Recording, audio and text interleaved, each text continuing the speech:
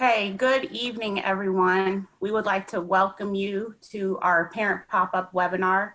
My name is Olympia De La Flora, and I'm one of the moderators for tonight.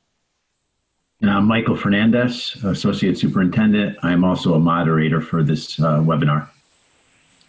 Before we get started tonight, we would like to take a moment of silence in memory of the life of not only George Floyd, but others such as Ahmaud Arbery and Breonna Taylor. So if we could just please take a brief moment of silence for all of those that have lost their lives in this manner. If we could do that now, please.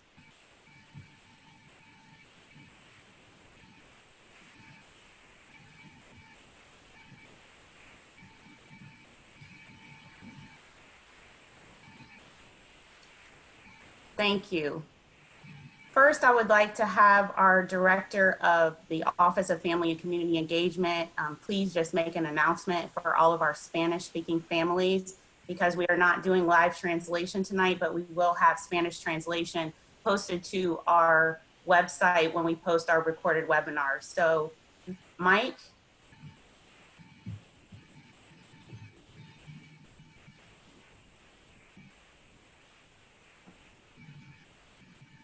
Okay, maybe Mike's having a little bit of difficulty. So we will come back to... Buenas noches, estimadas familias.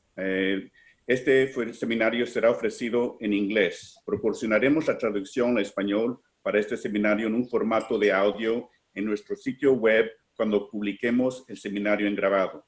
Estamos probando varios formatos para traducir estas formas de presentación en formas virtuales. Quiero, por favor, pedirles la paciencia y, por favor, envíenos sus comentarios sobre lo que funciona en el mundo virtual para los padres. Por favor, gocen de este seminario y van a verlo esto en español una vez que esté en el sitio web. Gracias. Thank you, Mr. Meyer. Next, I would like to introduce the leader of Stanford Public Schools, our superintendent, Dr. Tamu Lucero, who is going to introduce herself and bring a few words this evening. Dr. Lucero? Thank you, Olympia. I appreciate this opportunity. It's just amazing to me that at a little after 5 on a Friday night, there are 99 participants participating in this opportunity to have this conversation. You know, I struggled this week to find the words that were appropriate to send a message to you all, because this is a very difficult topic.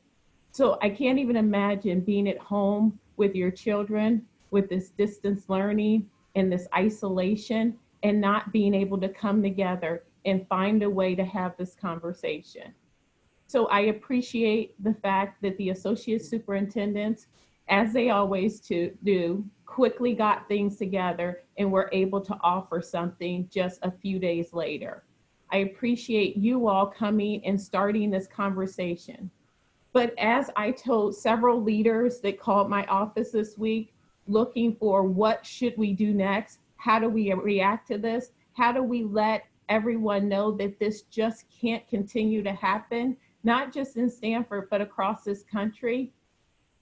What we decided is it can't be just one day, one event. It has to be that we're committed to doing this long term. And the fact that Chief Shaw is here tonight shows us that we're ready to do this work, and we're ready to do this work together. Now, this may be a surprise to everyone, but we haven't met each other because he started right after COVID. And so I would have usually met the police chief by now, but that has not happened yet. So I welcome you and I thank you for coming tonight. It really means a lot to us that you would join us in this conversation. So at this point, I'll turn it over. And I just want you all to know that we are very committed to this work in Stanford Public Schools. This is not going to be a one-time conversation. This is going to be us coming together, starting this dialogue and figuring out how we can not only support the parents during this time, but do this work long-term. Thank you so much for having me, and have a nice evening. Thank you, Dr. Lucero. It's now my pleasure to introduce Police Chief Timothy Shaw, who will say a few words. First of all, thank you to the superintendent and the assistant superintendent for putting this together. Before I really tell you about myself very briefly, I want to let you know and let everyone know that this police department is very angry as well. And we're upset at what happened. And, you know, we've been trying to assist with the peaceful rallies, and we'll continue to do that. As far as myself, for those who don't know, I've only been here almost 2 months. So people think I brought along a black cloud, but I'm ready to come out of it. But I do want you to know, prior to me taking this job, I did spend 27 years here. So I know about collaboration. I know about collaboration in the community. I know about partnerships with the school. I'm sure Mike and the superintendent know about all the things we have done and will continue to do. But I also know that it's not enough. We've heard it loud and clear that we have to be better. We are meeting with everyone in the community as they come forward. We have meetings going forward every day, and we look forward to meeting with the superintendent face-to-face and her staff to see what we can do to assist the school and the community to let people know that we will not tolerate what's going on in the country as far as police violence. So I thank you for a few minutes, and I look forward to working with you. Thank you, Chief Shaw. I'm now going to go over the logistics for today's meeting. All phone lines will be muted and are muted just because of the number of participants, and we're very happy to see the number of participants we have this evening. If you have questions, there is a question and answer feature that you could type a question in and hit return. We will be reviewing questions and trying to answer as many questions as we can this evening. This English session is being recorded, and it will be posted on our district website for those of you who were not able to attend. And again, we will be providing a Spanish translation that will also be available on our district website later. As far as the format for this evening, we're going to be introducing in just a few minutes some panelists. They're going to speak on some different topics for about 5 minutes.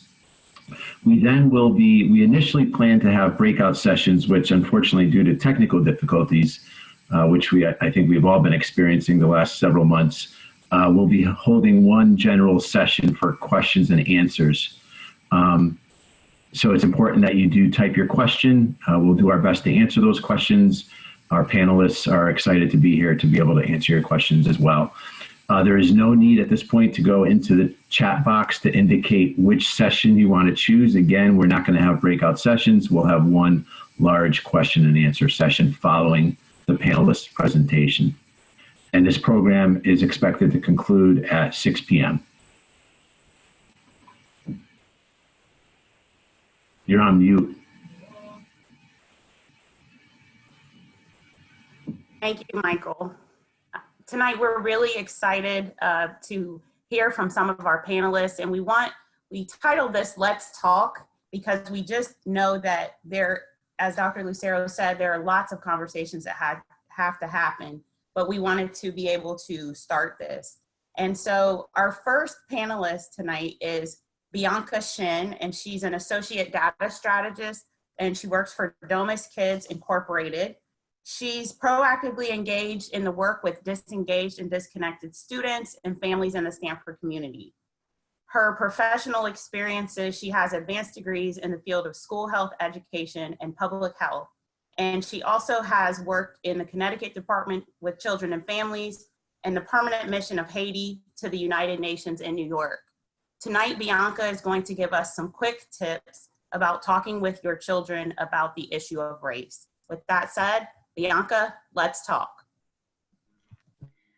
Good evening, everyone. I'm very happy that we have these brave parents and brave community leaders that have taken their time out of their schedule this evening to come here and talk about something that's impacting our kids, our community as a whole. So thank you again. What is racism? Racism in all forms is a public health issue. It promotes an environment of fear and anxiety and dreads. Race, prejudice, plus power equals to racism. Racism is not it doesn't shut off like a light switch. We can't quickly reverse centuries of historical racism and contemporary manifestation of racism.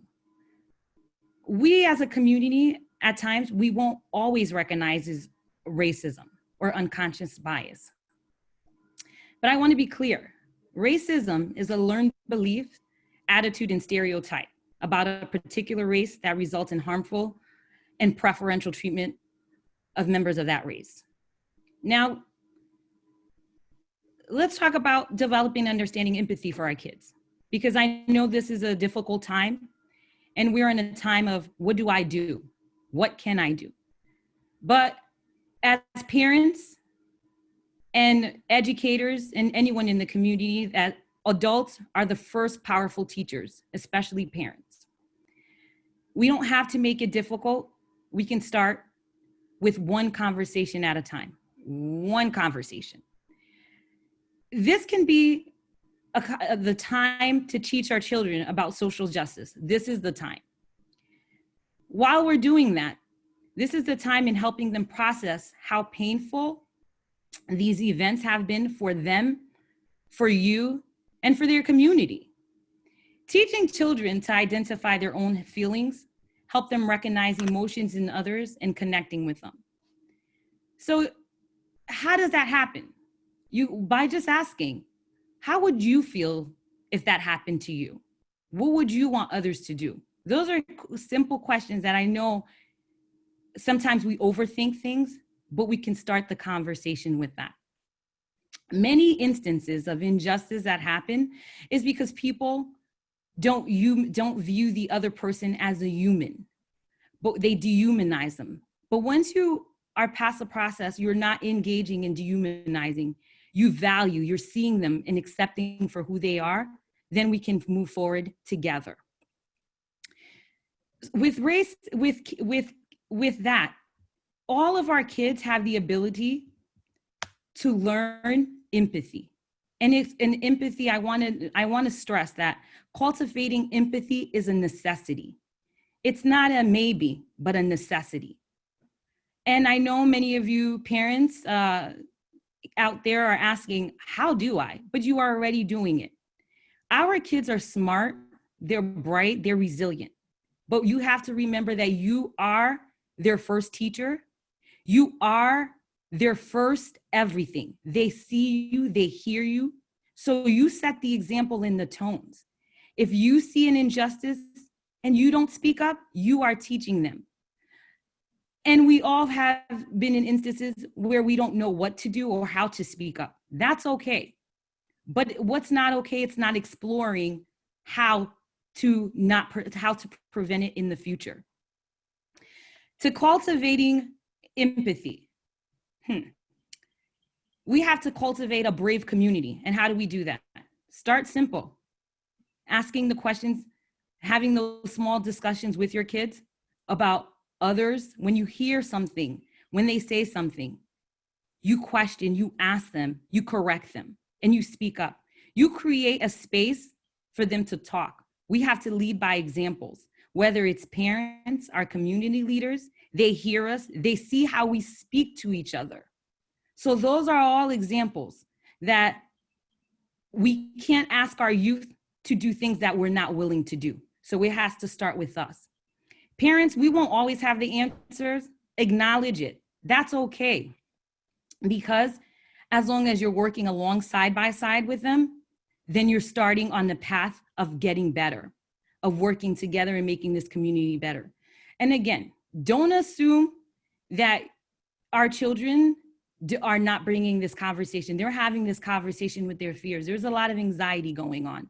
Our children are our biggest teachers. They can teach us. They have wisdom. So I leave with this message to you, to our community, to everyone on this.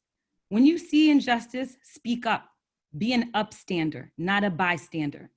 We have the ability as a community to raise a generation of children who are informed, thoughtful, and brave about race. We set the tone for them, and they can follow our footsteps, but we have to step it up. Thank you.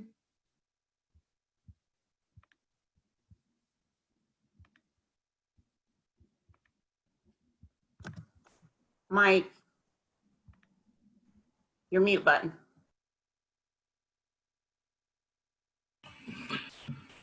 Thank you. Thank you, Bianca. It's now my pleasure to introduce Jenny Disla-Toon. Jenny is a master's level social worker who serves as the Early Care and Education Director for Family Centers in Greenwich, Connecticut.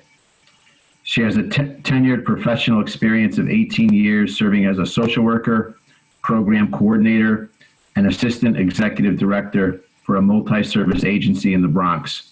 But most importantly, she's a wife and mother of 3 children of varying ages.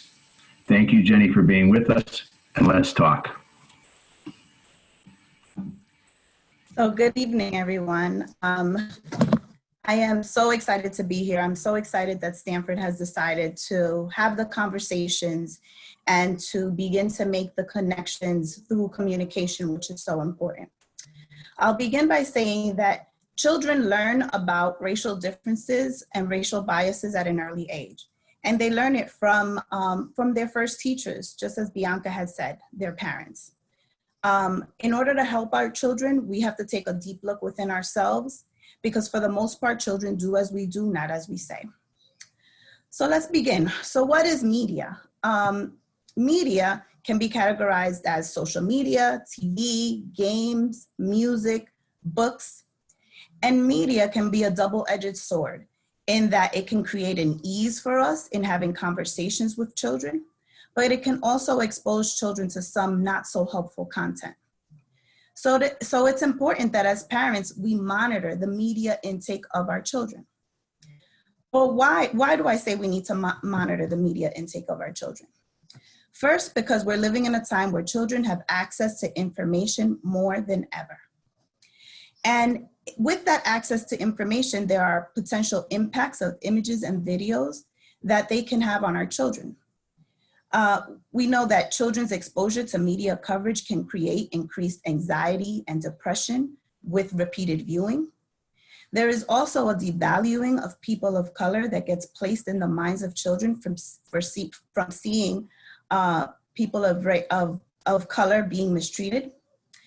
And research also says that children need to see themselves in movies, books, and social media platforms, or it will contribute to low self-esteem. If you don't monitor the media in your home, I can tell you that someone else will do it for you. And I can say that just from my own personal example. I am the mother of 3 children, and I have to speak to my children based on their level, but I have an 11-year-old daughter who came to me in tears the other day. I was taking my own time to process what had happened and the chaos that was going on. And before I was really ready to talk about it, she was upset and worked up and telling me that she felt afraid and scared. And when I questioned as to what was happening with her and why was she so upset, she shared with me that through her TikTok platform, she had seen videos that had been posted about George Floyd. And she felt afraid because she is a child of color, and she felt afraid to even walk the dog in our neighborhood, which is predominantly white. So I found myself in the position of having to now sit there and clean up the damage that had already been done. It's important that our children have access to the right things in order to get information, to movies, to books, to games, that they be exposed to a high level of diversity in the area of different topics and different characters, that it helps them open up their mind to positive role models and the beauty of the diverse reality that is our world. How do we do this? I see it 2 ways. There's the practical way where we monitor their websites and the books that they're reading and the social media posts and exposure to the web, and we can do it in a myriad of ways. There's apps and blocking mechanisms that we have to control the electronic portions of what it is that they utilize. But we also need to monitor our children by way of effective communication. We need to talk to our children based on their developmental level. The way that I would talk to my 21-year-old is not the way that I would talk to my 11-year-old. It's not the way that I would talk to my 9-year-old. I have to really speak to them at their level and gauge understanding from them in order to better guide them. I also need to spend time watching or reading and talking with my children while I'm gauging their understanding. And monitoring children's emotions before, during, and after the discussion so that I'm clear on what it is that they understood. It's okay to have a little planned ignorance in the conversation because children thrive on being able to teach you something. So if you say, what do you think about this? And what's your understanding? And mommy's a little confused and lost. Can you tell me what's happening here? What did you get out of the story we just read? They thrive on wanting to tell us their view of it and feeling like they're educating us on something, but it really creates the platform for us to be able to educate them the way that we would want to. There's plenty of resources out there because I know that we all need help in tackling these topics. And I've posted some resources that I had to use myself in the conversations with my children. There's articles on why it's important for kids to see diverse TV and movie characters. I know for parents of younger children, Sesame Street is having a town hall this weekend that I really recommend. And NPR Audio Online has an audio recording that shows ways to talk race with young children. And there's a myriad of books and resources that I've put on here that are accessible to you in order to use them with your children. I think it's important that we control the narrative of what it is that our children are exposed to and that we are able to sit there and process it with them. But in the event that you need extra help or your child needs extra help, Family Centers does have a whole therapeutic wing that is accessible to you with therapists at the ready to have sessions with you, the adult, or with children that might have been exposed to trauma and that need some guidance in how to process what it is that they saw. We are available and we are ready, willing, and able to help. Reach out to me with the contact information that is shared on the webinar, and I'm here for you. Thank you.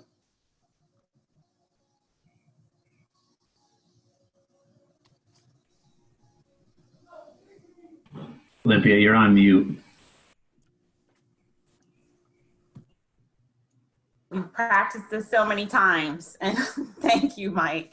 Thank you, Jenny, for those wonderful quick tips around the social media and the media aspect for our parents. And the key is to have those conversations with our children.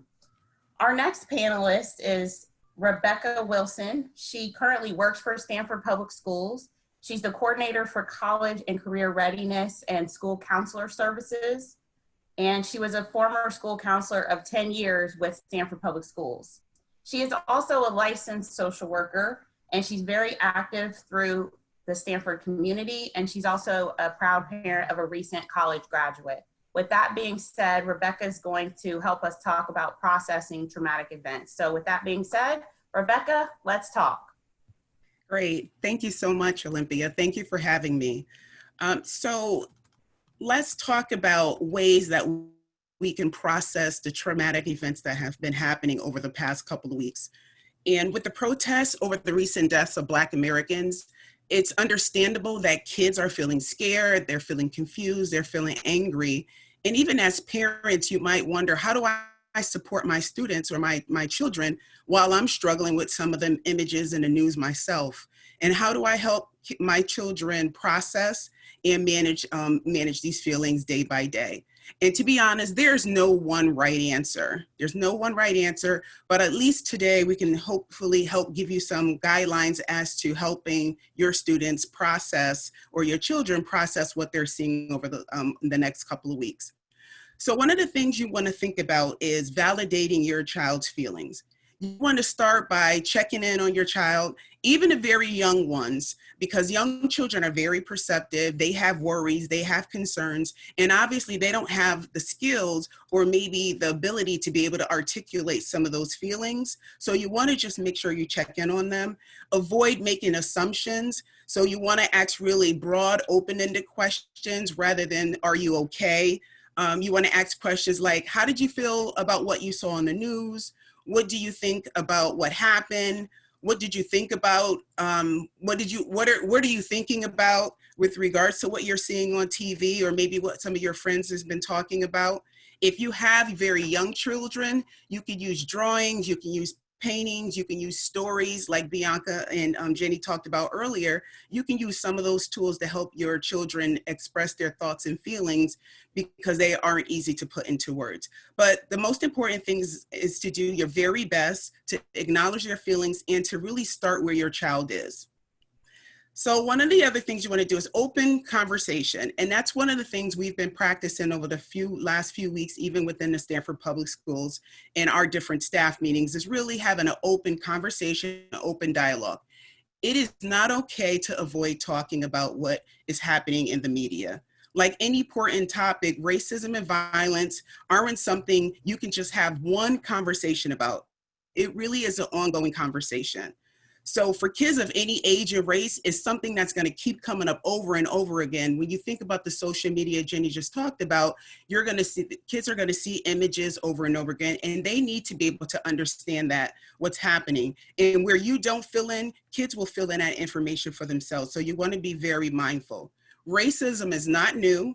It is an ongoing problem, and it's really going to take us to change our mentality and our mindset to work towards fixing it and to work towards a better future.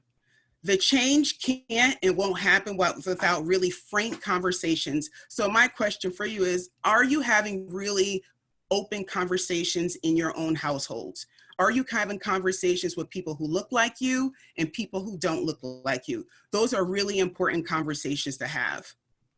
White parents can help by addressing race and racism with their kids early and often, because research shows that even young children are aware of racial differences as early as 6 months of age. So that's really important to have those conversations.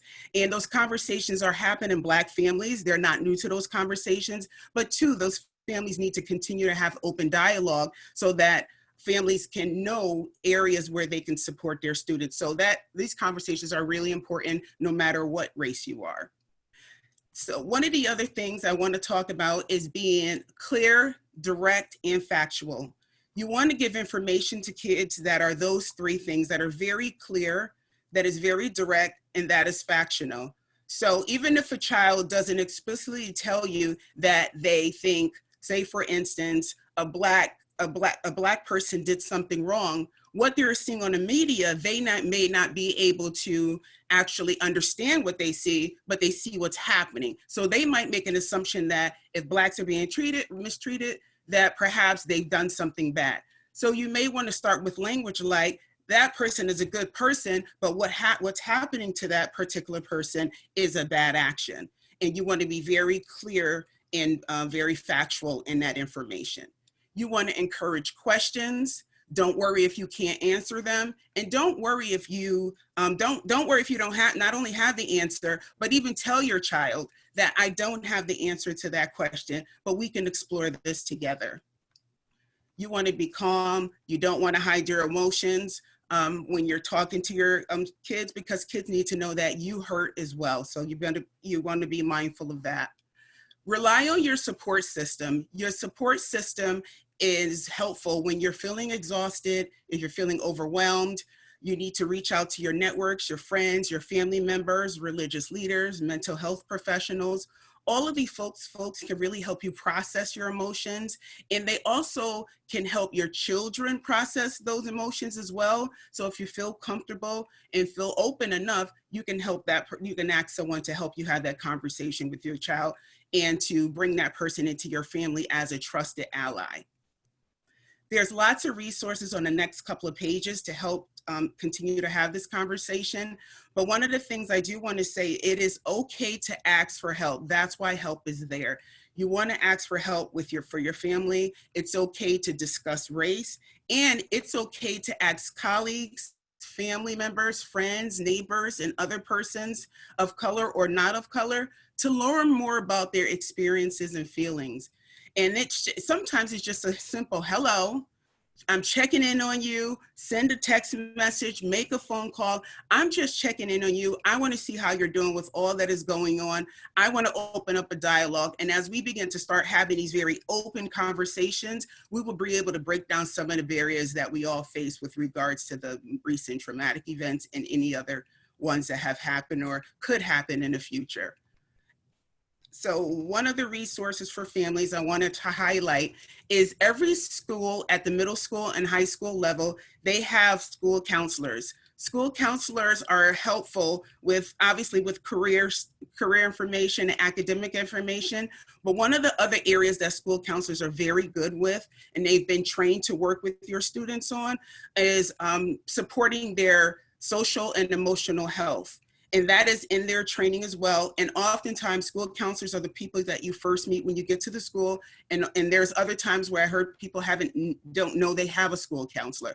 So my slide is information. If you don't know your school counselor, know there is one at your school, and you can contact the person on the list and ask, who is my child's school counselor? I would like to make a connection, and there's some help that I need to get for my family or for my child.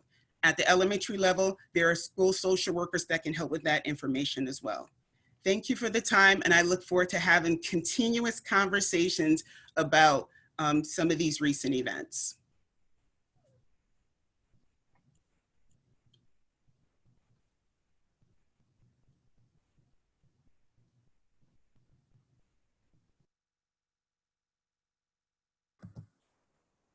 Hey, Mike. Olympia, I don't know how we missed that, mute issue there. I apologize. Thanks, Rebecca. We're struggling today.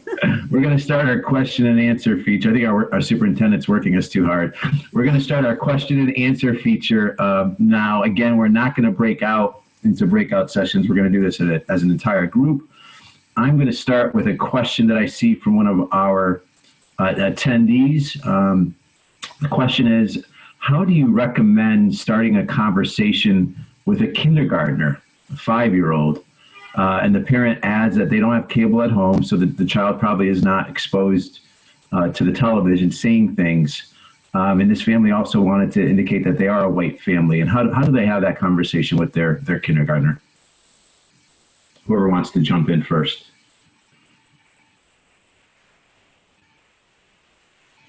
I can jump in. I think what I would want to know is, what does my child know about race or about friends? And I think, so I might ask some open-ended questions. I also think I would probably be listening when your child is talking to their friends about what they look like and who they are. And some of these conversations may not necessarily have, maybe use the word race, so to speak, because a child might not be able to understand at that young age, but you can talk about differences and how do you play and play with your friends. And when your friends are different from you, is being able to say, what does that look like? And so I think it's not necessarily let's talk about race to my kindergartner, but I would talk about how to embrace differences when they know their friends are different from them, and working together in terms of their own play.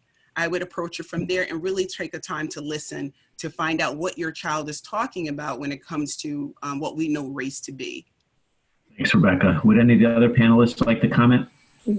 Yeah, I can tell you one of the ways that we talk about it in the preschools, and we do have these conversations with our 4 and 5-year-olds that are moving on to kindergarten, is that the teachers have been doing this experiment with eggs, right? So they'll bring a white egg and a brown egg into the classroom, and they'll have a conversation about the differences between the 2 eggs and allow the child to say what's different about it. What do they see? What what do they capture that's different?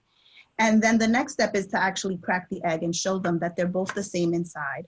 So that's a very simple, but very powerful way to show children that we're all the same inside, and that our outsides are just different and beautiful, and that we have the same value.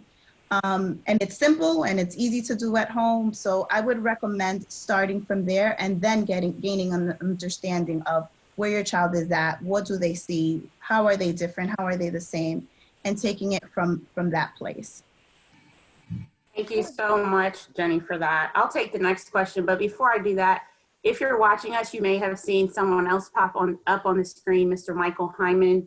He was supposed to be in our secondary breakout session, but he is the Director of Diversity, Equity, and Inclusion with Domus Kids Incorporated, so he may chime in on some of our discussion since we're having a group discussion.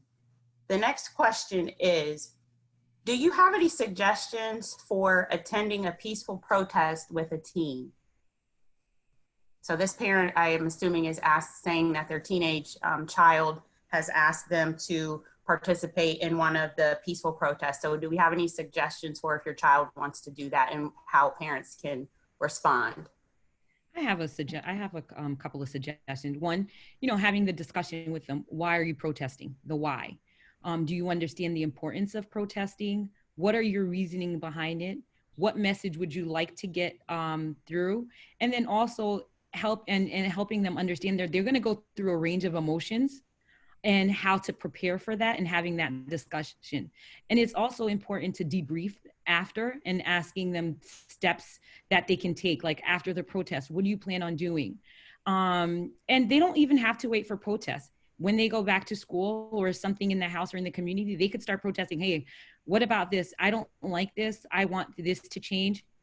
Bring your thoughts together. I think it's important to engage our youth in activities like that. So I think it's important, but it's critical to making sure that they understand, like, why are you doing it? What's the importance of mattering, and also discussing the range of emotion that they're going to go through. And I'll just add to that, Bianca, in addition to the debrief, I would also say check back in a few days later. I had a college student who was out protesting, and it wasn't for 3 or 4 days, and something else happened, and she broke down 3 or 4 days after the protest. So just make sure that you revisit the conversation and make it an ongoing conversation and not let it in just obviously at the debrief, because oftentimes when students are or kids are in reflective mode, whether it's adults or children, they have some residual effects and may exhibit some other emotions 3 or 4 days later or weeks later. For that, I'd like to add, I was reading an article recently that said that some teens have begun participating in what they call online activism.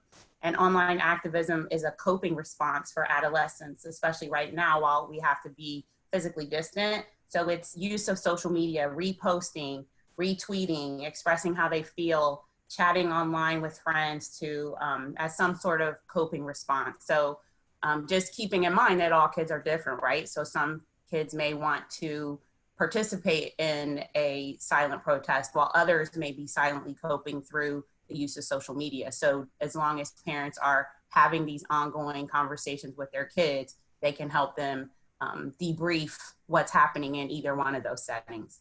So Mike, you want to take the next question? Sure. I see a question from a parent that has 3 elementary age students and is struggling with how to explain these issues to their children. But specifically, this parent asked, can I or should I show the video of George Floyd to them to help explain? And what are your thoughts on that?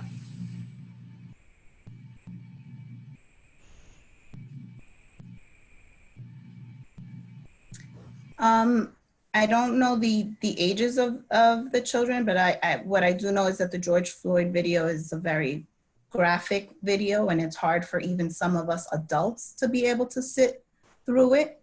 So I think if they would want to have the conversation, I don't know that they necessarily need the video to have the conversation. They can talk to their children about what has happened and where they stand on the matter and on the topic, instead of exposing them to a video that can cause trauma in any way, and that they would find themselves having to deal with other subsets of it. I mean, for the children that have seen it, you know, they have difficulty sleeping, they have difficulty really dealing with the images.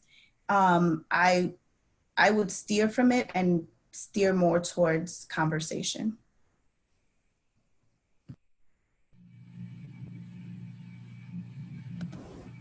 Thank you. Okay, I'll take the next question that someone put in the chat. My children are Black and most of their friends are white. I feel a lot of anxiety when my older children ask to go to their friends' houses that live in certain communities. Not about the families that they will visit, but more so how they will be received in that community and possibly by police. Their friends may be able to get away with things that they cannot and likely will not. How do I explain it to my children in a way that does not break their spirit? And what kind of conversations do they need to have with their friends about it?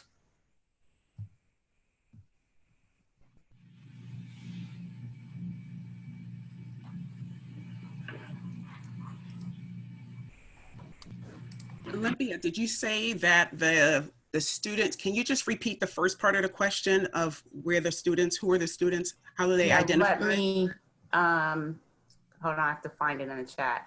It says, my children are Black, but most of their friends are white. I feel a lot of anxiety when my older children ask to go to their friends' houses that live in certain communities. Okay, okay, that makes sense. Not about the families they will visit, but more so how they may be received in that community. And basically, I think what the parent may be asking is, how can they explain or prep children to be prepared to navigate in different environments, but also, you know, what conversations should the kids be having with their friends, or should they not be? Should parents just be talking to their kids about this?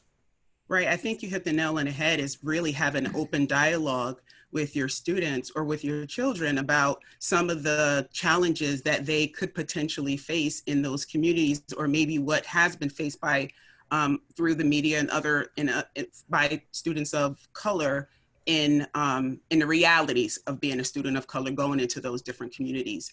I think that you can avoid that conversation. You should definitely have that conversation, because there's probably some critical steps or things that you want to identify that might help your child stay safe and be comfortable while they're in different communities.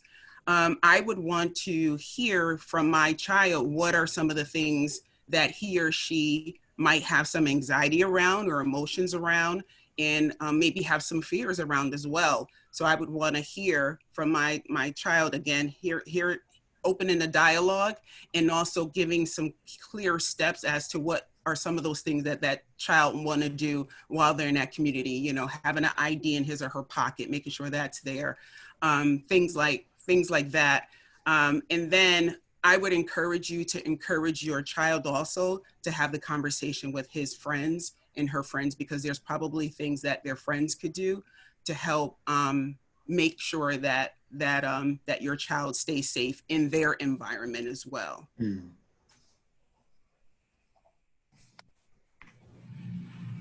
I also, you made me think of another tip that I've heard in another parent setting that we had, that was for some of the kids who have cell phones. Their parents have a keyword or a secret word that's just between you and your child. So if they're in a situation where they may not be able to pick up the phone and call you or text a long scenario about what's going on, you come up with an agreed upon word and say, if you text this word to me, I'm going to come to where you're at, no questions asked. So that's just another kind of safety thing that you could use with your kids if they needed to get to you quickly if they were outside.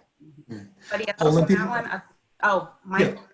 Yeah, I would say that Rebecca is absolutely right, that you cannot avoid the conversation with your child, that as the parent, you must engage to ensure your child's safety by starting that conversation if they've not had it with you.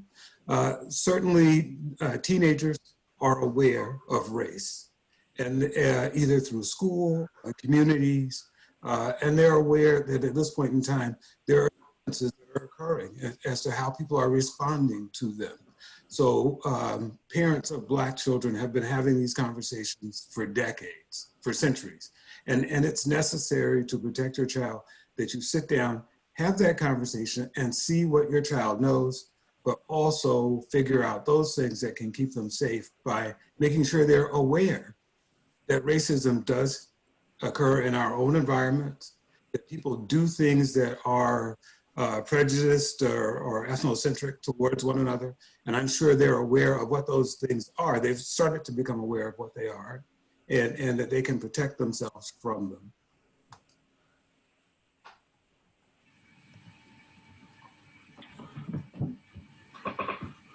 Okay, I'll ask the next question. This will be specific to our older students, our middle school and high school students. We know that teenagers are able to think more abstractly about racism, injustice, and violence versus peaceful protest, and they're able to discuss their views with parents. They understand concepts like social justice. What are some things schools, parents, or the community can do to harness this intellectual ability, this intellectual curiosity that our teenagers have? And should parents be engaging in discussions with their students, with their children?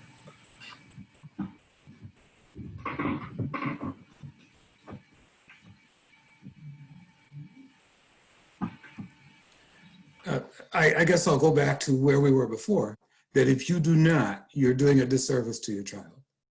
To not engage in a conversation around race and differences, to know how your child feels about that and what vulnerabilities they might be facing as well.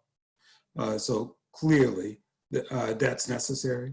But I also think that, I think one of the other presenters earlier talked about learning from your child. So that instead of trying to answer everything, all things aren't necessarily known, but you may want to find out what you definitely want to know what your child knows, what they're thinking about. So sometimes the silence is just as important by asking the question and let it sit there for a while. You may not get a question or conversation about it that day, but it may come back another day or at another time as they've had a chance to ruminate over it.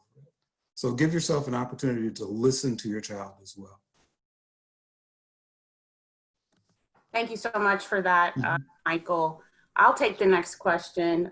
We have a question in the chat that says, how can you reduce having children feel anxiety about what they've seen on the news?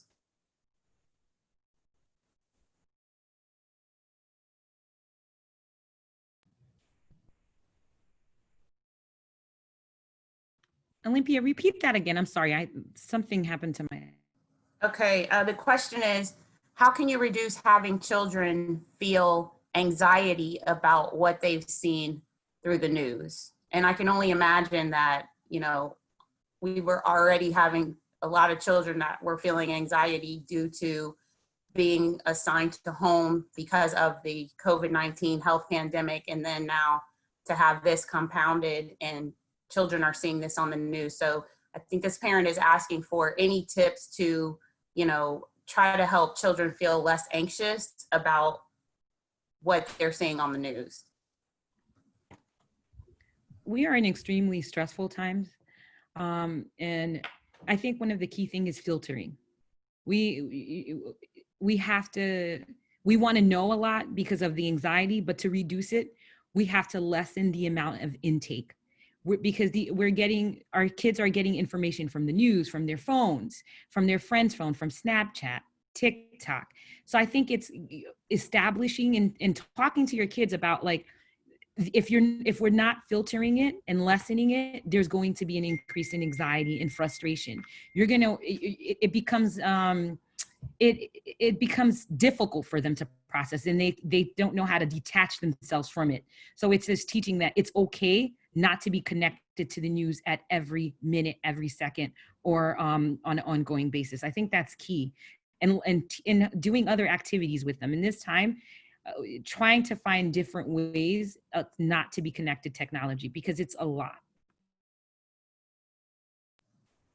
I also know that the more they watch things, the more their anxiety will raise.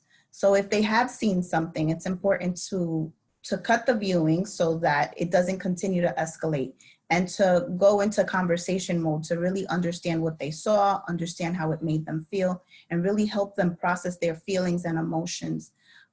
Just like any of us, whenever we have the opportunity to really talk to somebody about what it is that we're feeling, and really dispel any notions or any mindsets that have come into children during that conversation, it'll help bring down some anxieties by helping them feel safe, that they have a safe space to talk to you, and that they can have these discussions with you. And I will just add, I mentioned earlier there in my slide, there are some books that you can use to help you navigate the discussion with children. The younger children, you want to use things like toys to help them process their feelings. For the younger, for the younger kids, that tends to be helpful so that they can act out or really try to explore their feelings around certain topics. So those are for the younger kids, and then for the older kids, books, and very developmentally appropriate language in your conversation with your kids, from little kids all the way to adults. Lastly, I think the big thing is acknowledging. There are certain things that we can't fix, but acknowledging is, I think it's the major opening. Is acknowledging the anxiety, the stress, and that it's okay. They're going to experience it. And these are the tools and tips that you can do that can help ease, but you will be going through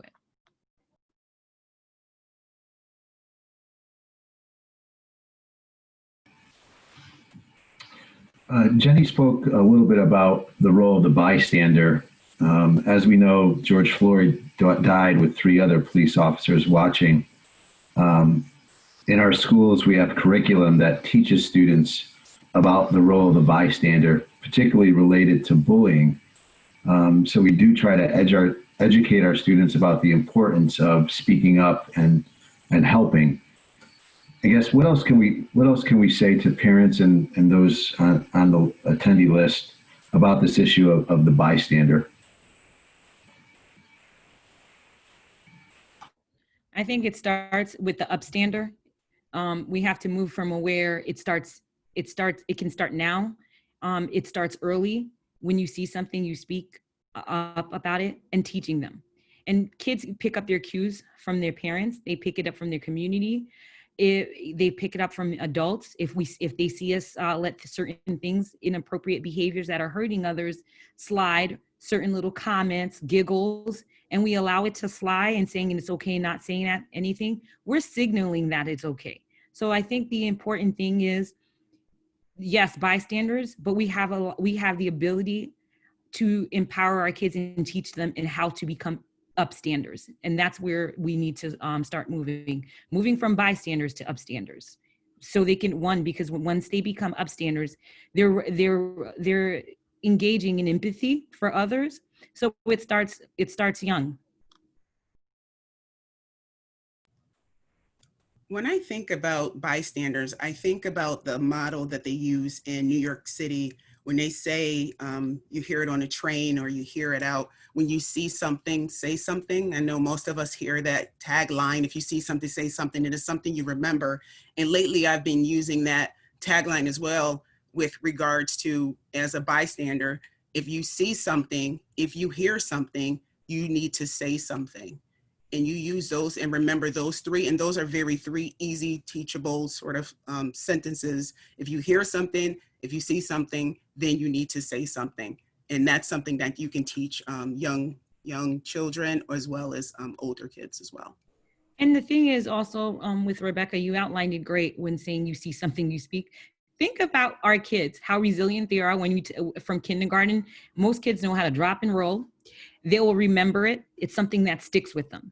When you talk to kids about not talking to strangers, who are strangers, they remember it to adulthood and they keep it. So if we're able to establish and instill those practices, believe me, as a school community, parents, we are more than capable of doing it. And like Rebecca said, you see something, say something, upstand. Thank you so much, Bianca and Rebecca, for those. We are nearing the last 5 minutes of our webinar. So I just want to give an opportunity if there are any panelists who forgot to share a tip or had one last tip that they wanted to share. I wanted to give you the opportunity to do that now. Anyone? My last tips is to everyone who's on this webinar. Thank you, one, for coming. You all have the ability and the tools to make change, slow, steady, and consistent. So there's no magic, but everyone has the tool to do it. One, I don't want to seem like repetitive. It sounds easy, but once you start practicing those muscles, you're able to do it. You see something, say something, speak up. Speak up for your kids, speak up for your community, speak up for your teachers, speak up for each other. Once we start speaking up, we can't stop. And we know how to do it. Thank you, Bianca. Do any of the other panelists have a last quick tip they'd like to share?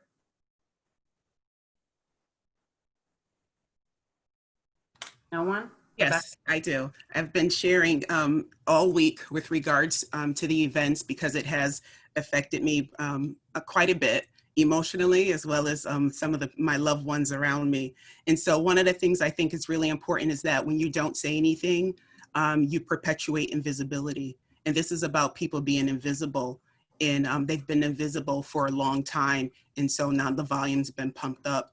But so this is really about, we don't want to perpetuate invisibility. And so when we don't talk about it, that's what it does. It makes people feel invisible. So 3 things that you could think about. I know we're talking about our children, but we have to start with ourselves as adults because we are those that are supporting children. And so we need to be healthy so our kids can be healthy.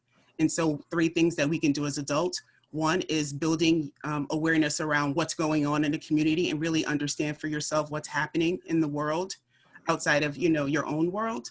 But 2, also building your awareness of self and your placement in the world. That's really important. And when you pair those 2 together, the community around you, who you are in the world, 3, you can become actionable and you can take action. And action can be as simple as if you see something or hear something, you should say something. That is action. It's just not sort of a passive sitting in the bleachers. Is really taking a step to do something actionable.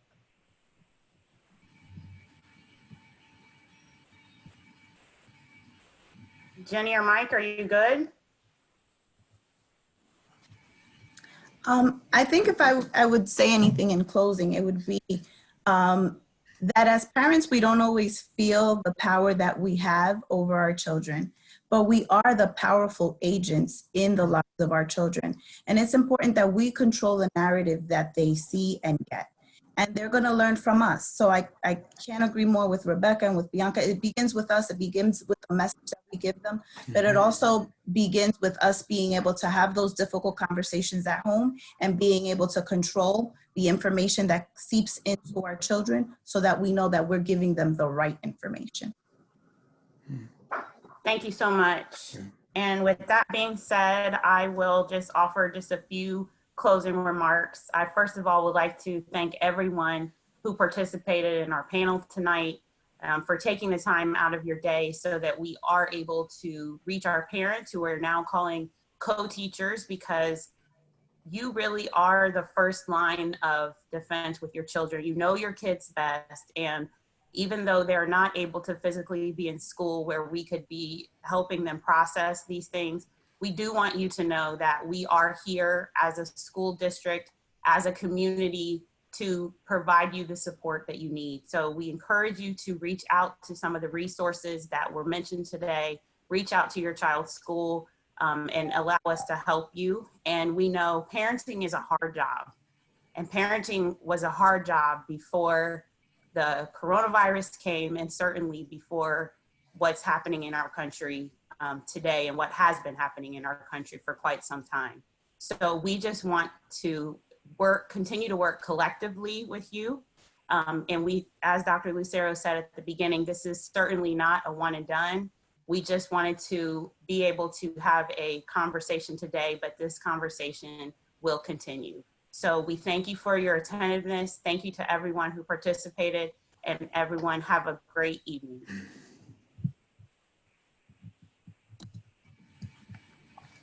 Bye. Thank you. Bye. Bye-bye.